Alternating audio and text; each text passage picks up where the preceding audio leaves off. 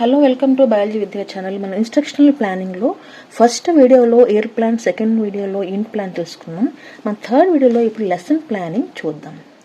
Lesson planning అంటే ఏంటి? Lesson planning అనేది టీచర్కి ఒక గైడ్ లాంటిదని చెప్పొచ్చు.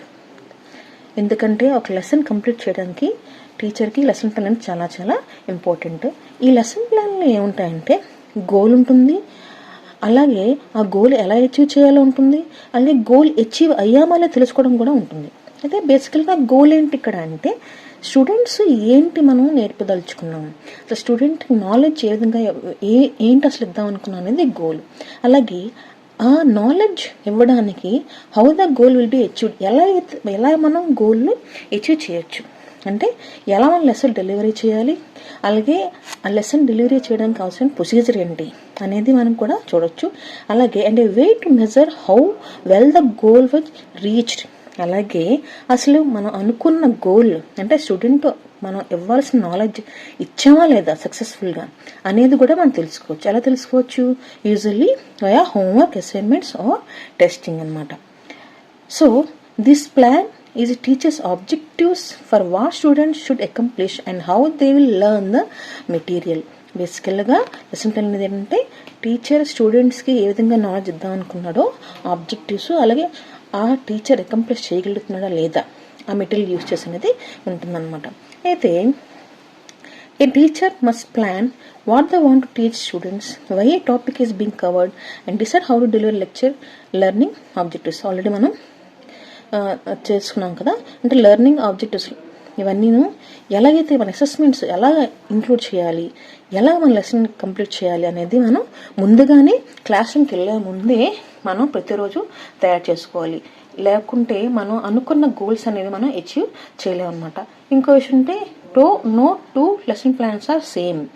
అదే ప్రతి లెసన్ ప్లాన్ అనేది సేమ్ ఉండదు, ఎందుకంటే ప్రతి లెసన్కి ఒక ఆబ్జెక్టివ్ ఉంటుంది కాబట్టి ప్రతి లెసన్కి లెసన్ ప్లాన్ అనేది సేమ్ అనేది ఉండదు.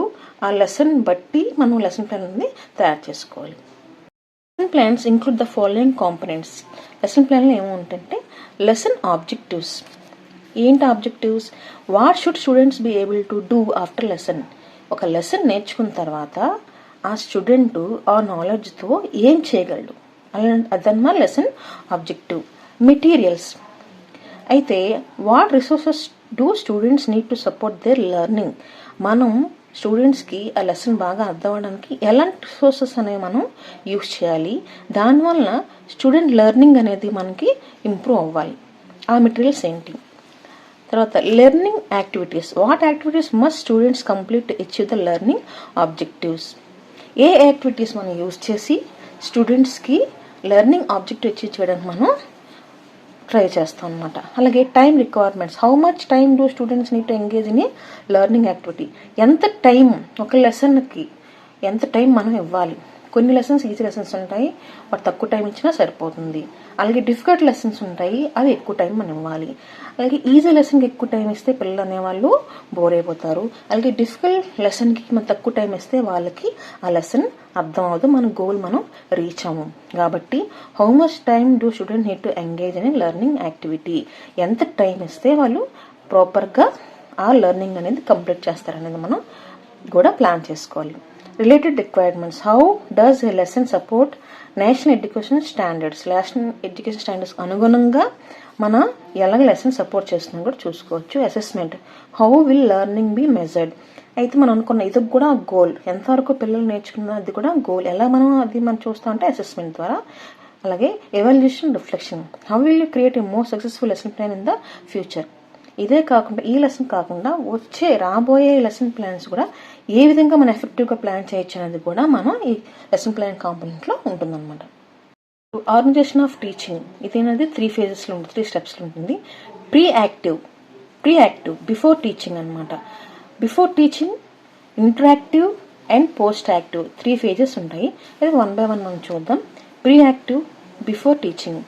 Selection of teaching materials, method, strategies and teaching learning materials. అయితే ఆ లెసన్ మనం చెప్పక ముందే, క్లాస్ రూమ్కి వెళ్ళక ముందే మనం ఏ విధంగా ప్రిపేర్ అవ్వాలి అంటే ముందే ఏ లెసన్ చెప్తాం ఆ రోజు మనం ముందు పీరియడ్లో కానీ ఆ ముందు రోజు కానీ ఏం చేయాలంటే ఎలాంటి టీచింగ్ మెటీరియల్ యూజ్ చేస్తే పిల్లలు బాగా ఆ లెసన్ అర్థమవుతుంది, ఎలాంటి మెథడ్స్ యూజ్ చేయాలి, ఎలాంటి స్ట్రాటజీస్ యూజ్ చేయాలి, టీచింగ్ లెర్నింగ్ మెథడ్స్ అనేవి ఏంటి మనం చెక్ చేసుకోవాలి. తర్వాత ఇంటరాక్టివ్ డ్యూరింగ్ టీచింగ్. ఓకే, అయితే మనం బాగా ప్లాన్ చేసుకున్నాం, అన్ని టీఎల్ఎమ్స్ తెచ్చుకున్నాం, కానీ ఇంటరాక్టివ్ ఫేజ్ అనేది చాలా చాలా ఇంపార్టెంట్. ఎందుకంటే అప్పుడే డ్యూరింగ్ టీచింగే కదా మనం నేర్చుకున్నది ఎంత ఉన్నా సరే మనం పిల్లలకి చెప్పాలన్నమాట.